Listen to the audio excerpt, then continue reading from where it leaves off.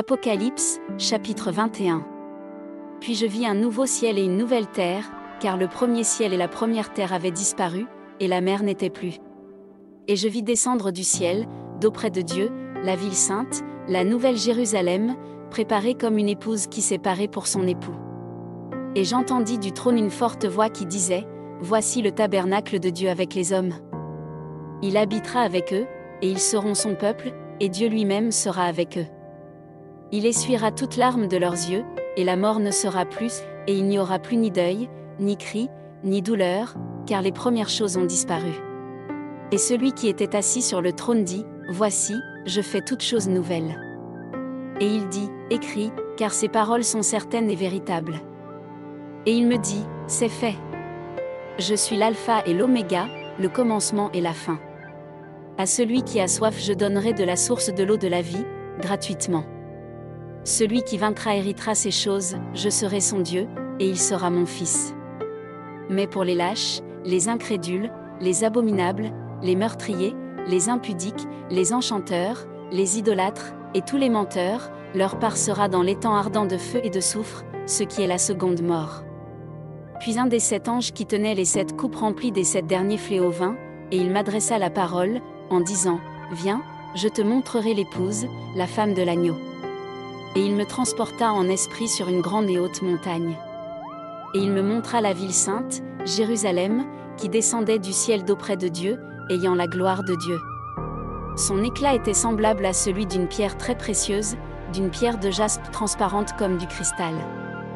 Elle avait une grande et haute muraille. Elle avait 12 portes, et sur les portes 12 anges, et des noms écrits, ceux des 12 tribus des fils d'Israël, l'Orient 3 portes, au nord 3 portes, au midi 3 portes, et à l'Occident 3 portes.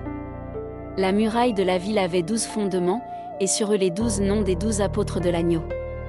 Celui qui me parlait avait pour mesure un roseau d'or, afin de mesurer la ville, ses portes et sa muraille. La ville avait la forme d'un carré, et sa longueur était égale à sa largeur.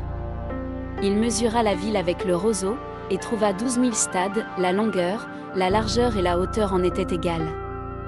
Il mesura la muraille, et trouva 144 coudées, mesure d'homme, qui était celle de l'ange.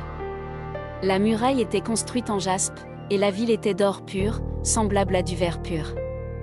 Les fondements de la muraille de la ville étaient ornés de pierres précieuses de toute espèce. Le premier fondement était de jaspe, le second de saphir, le troisième de chalcédoine, le quatrième d'émeraude, le cinquième de sardonyx, le sixième de sardoine, le septième de chrysolite, le huitième de béryl, le neuvième de topaze, le 10e de chrysoprase, le 11e d'hyacinthe, le 12e d'améthyste. Les 12 portes étaient 12 perles, chaque porte était d'une seule perle. La place de la ville était d'or pur, comme du verre transparent. Je ne vis point de temple dans la ville, car le Seigneur Dieu Tout-Puissant est son temple, ainsi que l'agneau.